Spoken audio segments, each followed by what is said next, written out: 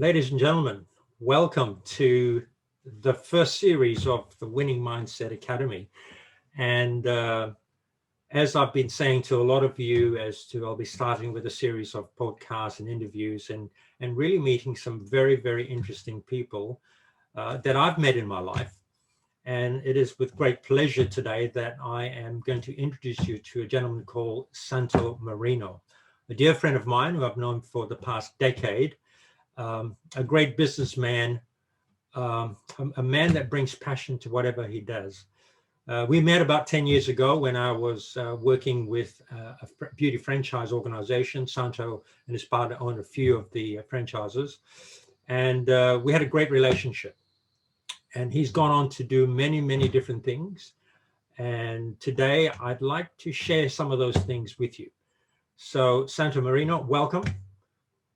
Hello, Philip. I hope you're well. Lovely to talk to you again, and hello to all the audience. And it's great to be here. So thanks for the invite. My pleasure. My pleasure. Santo, thank you for your time. I know that you're a busy man, and today is your day off. So that's the only reason why I could get hold of you. And mate, as I said when we first started, you haven't aged at all. You look exactly the same. Must be a good life. I have to thank Mum for that. She's got great skin. So great stuff. Santo, when I knew you, you were, as I said, in the beauty industry and working in that space. And I also myself was working working in the hair and beauty industry. What I like to, maybe you can share your time with that, or maybe going before that, what did you do before you moved, before I even met you? Well, I started a hairdressing apprenticeship in 2017, and that was a 4-year apprenticeship, and worked for some great hairdressers in my learning journey, and then went to do a bit of study over in Paris and in London to complement my apprenticeship, and then came back, worked for a hairdresser in the city, and then opened up a salon in Moonee Ponds, and was there till about 1990. Took a year off, and then opened up, purchased a salon out in the west, away from the city, and I was there for about 10 years, and till eventually I had to give up hairdressing due to continual back problems, which has faced a lot of hairdressers and beauty therapists doing this line of work suffer the same ailments. So I had to eventually give it away. Then I took probably about 6 months off, got into the restaurant industry. My family, my father in particular, and uncle of mine had been in the catering and food industry for a while, and ended up getting involved with restaurants for about 7 years. And then eventually had about a year and a half off, and then just by accident met my ex-partner, and we got involved with beauty franchises. At the time, this franchise was one of the biggest in Australia, had 48 stores in Australia, and we started off by taking over the number 6 ranked franchise in Australia, and then we opened up a greenfield site over in Melbourne's north, a brand new greenfield beauty salon. And then we also took over a franchise in the southeast. So we ended up having 3 franchises. We were there together for 3 years. Times were brilliant in the first 14 to 16 months, and then the internet market started to chew into everybody's businesses, not only beauty, but restaurants and all that. Kudo, Living Social, offers online, which businesses could not sustain as there wasn't any profitability in doing that. So then got out of that. I separated with my ex-partner, and I also had a personal separation with my ex-wife, which is unfortunate, and many people have gone through. And hence New Times, had 6 months off, and then joined, thanks to a friend of mine, got me involved in the real estate industry, and I started working as a sales consultant with Simmons Homes for about 6.5 years. Until then, I was lucky enough to obtain a sales manager's role with a company called Welsh Homes. And then due to COVID and other company company things that were going on. I got made redundant and had 3 months doing nothing last year, like most of us who either lost their jobs or became redundant, or there was no work for us, unfortunately for a lot of people, and worse people off than me. I was lucky enough to get a job with RPM Real Estate, selling land, and that's what I've been doing since July 21st of last year, and currently run an estate in Melbourne's north, a quite beautiful estate for RPM Real Estate, who are a great company, a fantastic company, and they look after many estates around Victoria. So that's what I'm currently doing now. That's been my life till now, Phil. Wow. Okay. I was, afraid to breathe during that whole thing. You know what amazes me, Sandra, about you is the fact that just listening to yourself, you've touched a lot of different types of industries. All right. From a hairdresser through to getting into the restaurant business, and then into the beauty businesses and franchising, and then into land and real estate sales. I mean, it's quite varied, right? Which says to me that, you obviously have that entrepreneur spirit in you. Obviously, we're going to ask a few more questions for the audience today that, all that sounds rosy. I mean, people say, wow, what a successful guy. And I'm sorry about the separation you had both with your partner and with your wife. Yes, these things happen, but by the looks of it, you've moved on. All right? That was an adversity that happened in your life. And obviously, it would have taken a toll at the time, emotionally and psychologically as well. You don't have to share too much, but how did you go through that moment when all that happened? I remember because I was working with you at the time when it all went through. And in fact, we had some coaching sessions, I remember, after that. But, how did you get through it? At the end of the day, you can get as much help, but you yourself have got to make the decision to move on. I think I've got a bit of a policy in life where, and a lot of people would have the same sort of policy in their makeup. Basically, you can only control the controllables. So it's unfortunate when things happen, whether it's business or personal in your life. The whole thing is that you can only control what you can control, what's in your power. And at the end of the day, you then make a decision to move on. I'm just that type of person where I don't dwell on what happened yesterday because I can't change what happened yesterday. But the main thing is to learn about what happened yesterday, whether it's business or personal, whatever happens in your life. Throughout my business career, I've learned a lot of things. I've become a better business person, a better individual. Obviously, experience comes with maturity and longevity, but you learn all these things, but you don't dwell on them because the minute you look backwards, you're never going to move forward. So it was a tough period. The entire franchise model was having issues.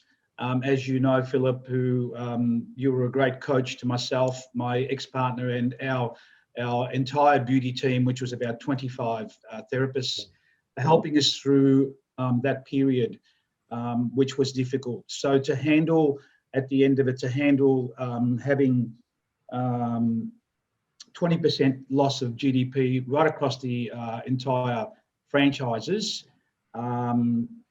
And when you're dealing with being in shopping centres where rents are high, expenses are high, your net profit margin is not huge, so you're working on volume.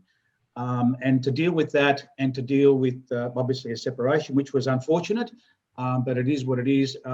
It was quite heavy, but I had to deal with what I had to deal with, and decisions were made at the time to move on in life and to say, well, tomorrow's another day, I need to move on.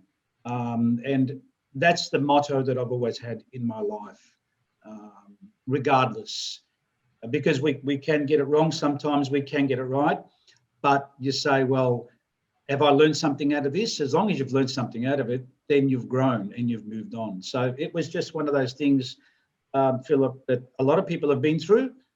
Some people are able to move on and say, well, let's move on quickly.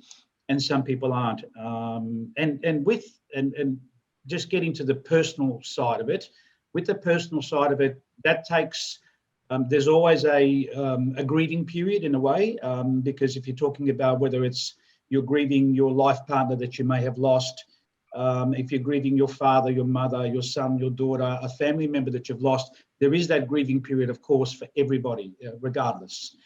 With business is one of those things that, you know, people have lost money in business, and it does affect you, of course, financially and mentally.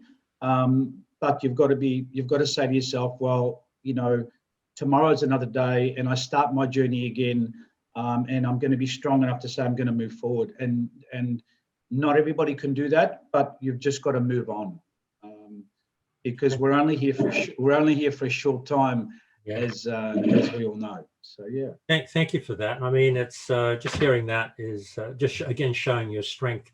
You know, and this whole concept of mine is under the umbrella of the Winning Mindset Academy. And I'm listening to you, and one of the things I want to bring to my audience is the fact that you know, winning is seen in very different ways.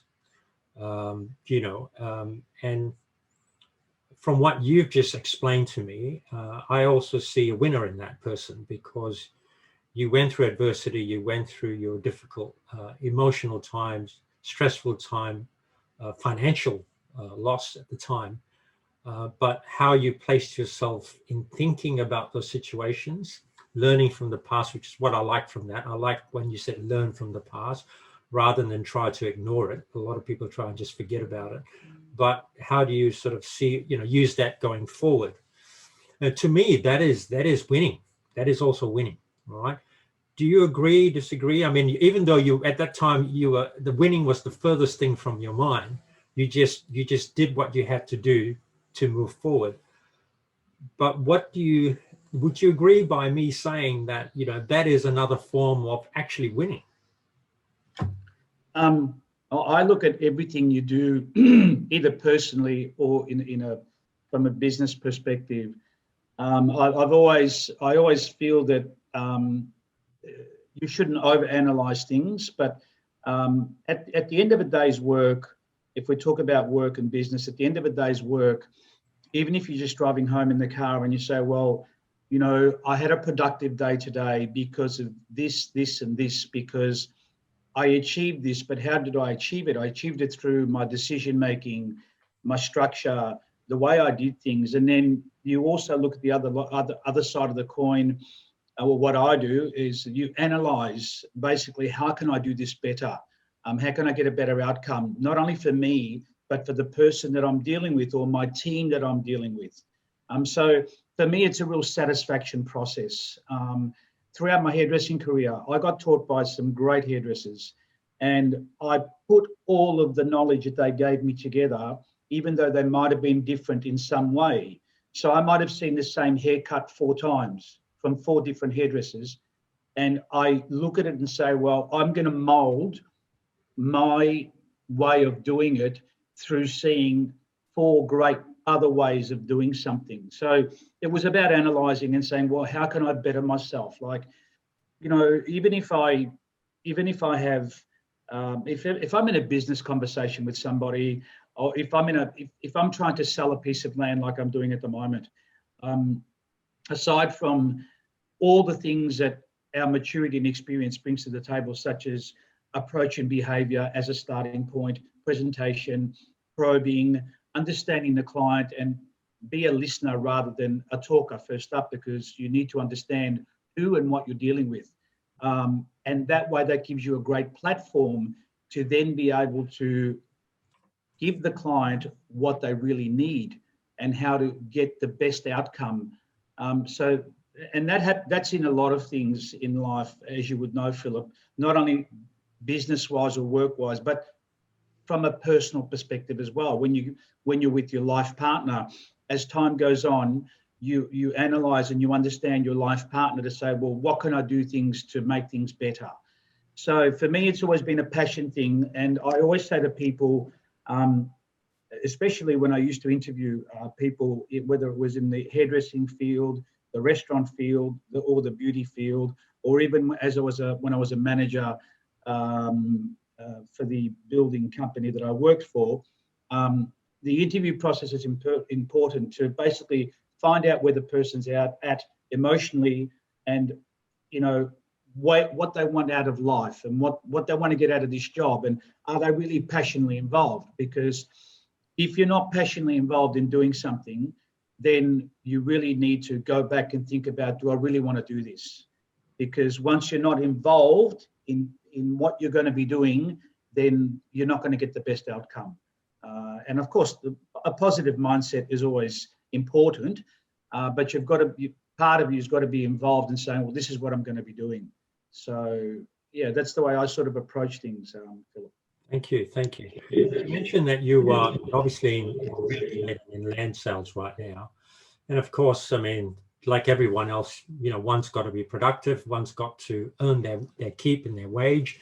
And as you know, in this industry, it's pretty cutthroat. I mean, like, you've got your quotas to make, let's be honest. And if you're not actually being consistent, you might not end up having a job, right? I mean, it's correct. Well, in fact, it comes to the word security. What is security? From the time that you're a hairdresser to restaurant to beauty industry to where you are now, do you see any difference in being secure and earning your keep and being productive and making a profit? Do you see any difference in that? Well, my journey's probably been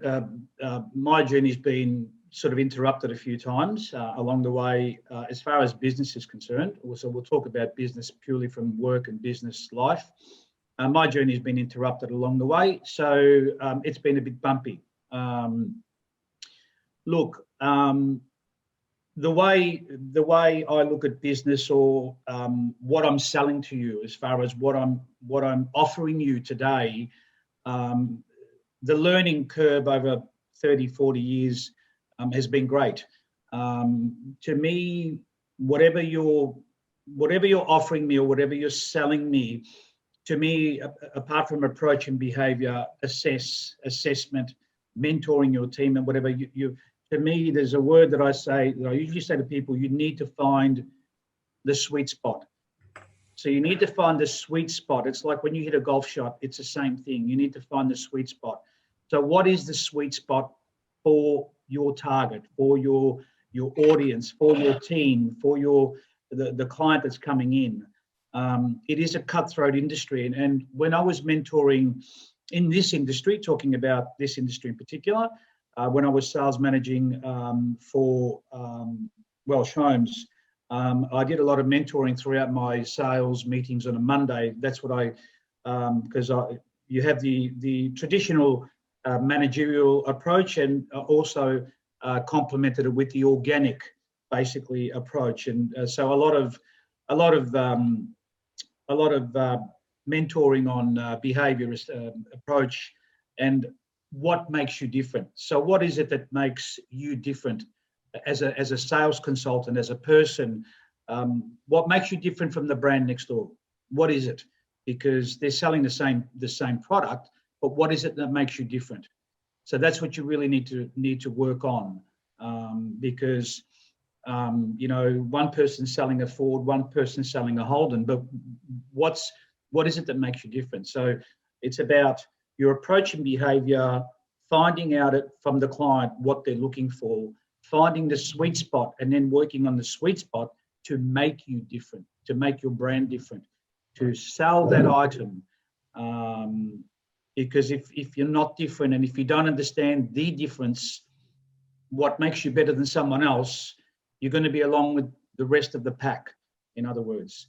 So it's to me, it's, even though you say, well, it's more than winning. It's about satisfaction, about how you achieved it, and you use all your personality, experience in making someone happy. I mean, I used to say to my beauty therapist, when we were doing our training sessions, once a fortnight, we'd have 25 or so beauty therapists in the one place, and we'd be training, and we'd be doing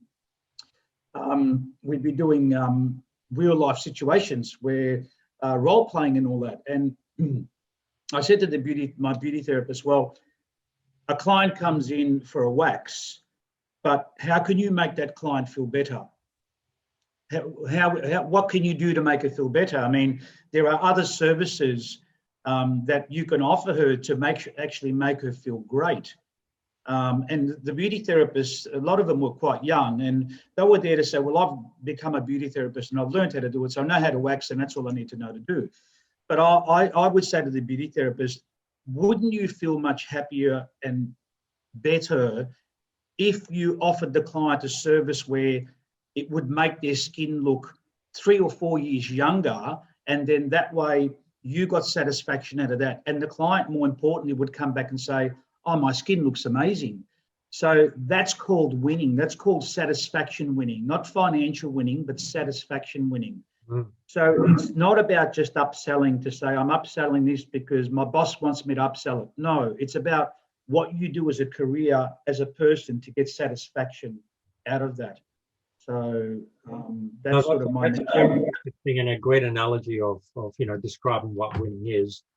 It's exactly my sentiments as well. It's not the sale, it's the experience is more the winning, because the sale will come if the experience, as you're saying, how do you make the skin feel better, etc. And I suppose that'll be exactly what you're doing currently as in the sales industry in land and real estate, right? It's not about you selling them the land or the house, it's the experience before that, right? You're talking about finding the sweet spot. Everyone's an individual. I suppose that'll be exactly what you're doing right now as well, aren't you? Well, I am. I'm selling them a dream, because it's a big decision to purchase a piece of land. Even though I'm not selling the building, because of my building experience, I'm able to also add that other factor, which is important about creating a dream for them in their mindset of saying, well, I'm thinking about purchasing this land. So then I just go through a series of questions about, what sort of house are you building? I talk about orientation, which is important when you're building a home, and all that sort of thing. But you basically, what you're doing is you're giving them an outlook, a vision on what it's going to look like. Right. So then by giving them that vision, they've basically said, oh, yeah, I can actually see the house on the block of land. And so they're in the zone with you, because they're seeing the vision. And,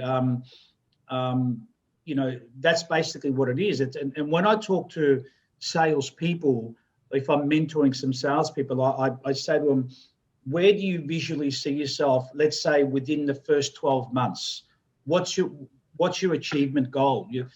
We're not talking about making $1 million. If you're talking to just, whether it's a salesperson, we're not talking about numbers. We're just saying, where do you see yourself in your mindset? What would you like to achieve?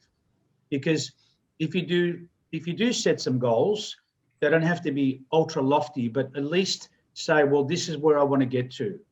So it's about setting visions, and visions when you're talking to salespeople, and visions when you're selling something. So when I sell land, I set a vision to them about, what the house is going to look like, the piece of land, the orientation, the benefits, the value added benefit in 3-4 years time. And, because I work only in the one estate, I obviously sell all the comforts of our estate, the beauty that it is, and what it's going to look like in 5 to 10 years time. So, yeah. Got it. No, that's so important. I mean, listening to you, I'm thinking of buying a block of land off you as well. Why not? So, you talk about selling. I mean, everything that you've done from the time you're a hairdresser to, all your careers and ups and downs through your, adversities, through your marriage loss as well. You've gone through a lot of times. Selling seems to be a part of your life. I mean, everything that you do has that element. You're the front man. You're the one that's create things. Do you see selling in itself in everything, in most of the things that we do in life, that the sale content is kind of always got to be there, but it is disguised in different forms. People don't realize that, someone has to buy something and someone is selling something, whether it be a service or intangibles, whether it be relationships or whatever. Do you care to explain that? Everybody has to sell something, Philip. Excuse me. Everybody has to sell something. lots and lots of analogies. I think as I've become older, I really appreciate great service, approach, behaviour, and service, and all that. Everybody's got to sell something, and everybody's got to buy something. For me, importantly, I mean, if I could go in, let's say I'm going in to purchase a shirt or a suit or something, and I go to a men's store, for instance. Once I walk in, the welcome obviously is one of the most important things of any sales station, shop, whatever it is that you're doing. The welcome is the most important thing, because once I walk in that shop, automatically, if I'm welcomed properly, say, "Oh, good morning, sir, how are you?" With a smile, automatically I feel as if I'm comfortable walking on that platform. And I understand that not everybody has the ability to do that, or the knowledge or the maturity to do that, and I get that. But if I do get welcomed, it's funny, I walked into my local Coles around the corner, and there's one lady, a young girl in particular, that says, "Hello, how are you?" Even though I'm just grabbing a basket and on my way out, "Have a great day." I mean, it just makes me feel fantastic, it's just unbelievable. So, I just guess that, that's a major starting point just in itself, as part of the sales process, and obviously when, I feel that, the other point that I made earlier was that you really need to listen to the person before you implement, or before you give your advice. I think you need to understand, everything about the client. Obviously, for me, personality and understanding the personality that I'm dealing with, that's something you need to assess within the first 2 or 3 minutes once you start talking to a client. What sort of person are they? Are they aggressive? Are they like in the NLP characteristics? Are they a dove? Are they an owl? Yeah. Are they a peacock, an eagle? Which is something that you were able to teach myself many years ago and my staff, which was great to know, because I think it's a great tool. But you learn that with maturity along the way. But you need to understand who you're dealing with, first of all, and what they actually need. So what sort of response they need from you from a behavioral perspective, which is great. And secondly, you need to understand, what are they looking for? So I think that's important, because sales is cutthroat in every industry, and in our industry, it is cutthroat. So in my corridor where I work, there's probably about 13 to 14 estates in my corridor within about 3 kilometers. So it's very, very competitive. So it's really about all those things put together, about how you make it happen. And then if you do make it happen, there's no greater joy. For me, there's no more greater joy than the satisfaction rather than the financial. For me, the financial aspect is second. For me, the satisfaction, and I say to the clients, "Are you happy?" When you see a client smile and say, "I'm very happy," that to me is the greatest joy. I've won something there. Not the financial aspect. I've actually won something where I've been able to, make something happen for that client, and they are happy. Brilliant. So, and that's what I used to say to sales people who were selling houses, who were working underneath myself. And I said, the satisfaction is about seeing that client be happy. The beauty therapist, the same thing. The client was coming in for a wax, but all of a sudden, now they're having a microdermabrasion, and their skin, they look 3 years younger. They've come back to say, "Wow, I'm so happy. I look fantastic. My friends are saying I look great." So it's really about satisfaction. You might not have made $1 million, but put that aside. But you've actually satisfied somebody, and you've used all the tools in your book, right, to be able to reach that goal and that end point. Beautifully said, Santo. One last question before we end this up, because I can keep talking to you forever. Just a bit of advice, from all your years of experience and where you are in life, where you've been and where you are now. You've obviously gained a lot of experience in knockbacks, in losses, As I said, you've been made redundant, you've had collapsed businesses, not all through your own fault, but it's just what life presents you. You've now separated, you're a single dad, as you mentioned earlier about having your son with you 7 days a week, every second week. I mean, there's a lot on your plate and you're juggling that all the time. Putting that aside, what's a piece of advice you can give to any young person out there who is obviously, there's a lot going out there for the younger generation, I feel for them, who is struggling with themselves, their self-belief, their self-confidence. They might have some form of anxiety of, what's in store for me. And I come back to the winning mindset, and they'd have, oh, winning, geez, like, that I'm a bit afraid of that, or they can win. I never win. What advice can you give these people about not being afraid to go out there and as you mentioned, winning is not all about the end result. It's about, in your case, the satisfaction you give others, and that the money takes care of itself. So what sort of general advice can you give those young ones out there? Well, I suppose you could use there's a lot of cliches I could put in there, but without taking up a lot of time. But look, everything takes time in life. Everything does take time. I mean, when I was hairdressing 4 years, I'd been into hairdressing 4 years. I thought I knew everything. When I got to the 10-year mark, I thought, oh, wow, now I know everything. When I got to the 20-year mark, I thought, I look back and I say, well, I thought I knew everything, but with advancement and experience, I know much more. So I say to these people, so you touched on a point with mental illness, which is quite huge these days, anxiety and all that. I've come across a lot of people in that boat. Obviously, you can work on a lot of things to try and help mental illness, whether it's going to see a professional, doing a lot of yoga, meditation and all that. But getting back to your point about, so to say that, moving forward and say winning or trying to get to a goal, take small steps, have open ears, which is something that's very, very important, and speak to people who have been through a lot of experiences, life battles. Listen to podcasts like this one, where you can get a good vision and listen to what people have been through in their lives, and just say to yourself, don't, sort of always try and look forward and not back.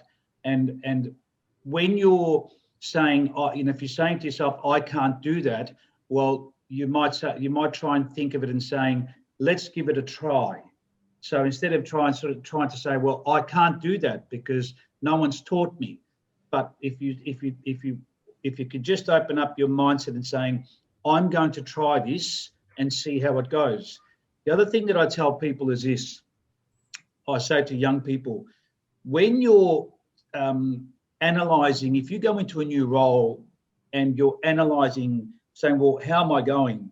Don't look at short time frames, because some things take a while to actually get there. So if I'm in a new position, I will analyse myself from the 6-month mark to the 12-month mark, where I am, how things have gone, and ask all those questions, because I've given myself a good time frame to say, well, how are things actually going? Because within the first month, 2 months, 3 months, 4 months, you can't really get a good gauge on what's going on.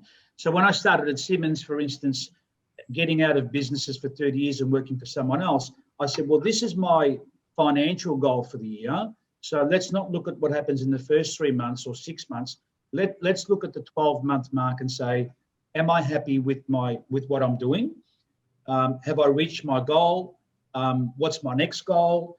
So, and as I went along, obviously learning the tools of the new industry, because the selling part is I've done that in many industries, but learning the tools was another thing. So you've got to take small steps, be open-minded, speak to people who are more experienced than you, and say, right, well, it's about moving forward in life and saying, well, this is my new path. As long as inside your heart, you're saying, well, I'm dedicated to this, even though you might be scared in doing it, just keep yourself open and saying, well, today's Tuesday. I'm going to focus on Tuesday, do everything possible, have a little short analysation about what you did today, even if it's only 2 minutes, and saying, yep, I can do this better tomorrow, right? Because if you don't analyse at any point, you haven't grown, or you're not growing. You're not understanding what you're doing right and wrong.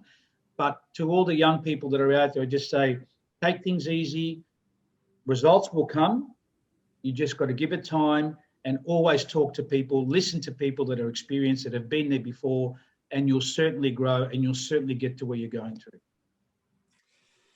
Santo Marino, it's been a real pleasure talking to you. Thank you very much for all that wisdom and sharing your life with my audience. And let's hope to touch base very soon. Thank you. Thanks, Phil. Lovely to be here.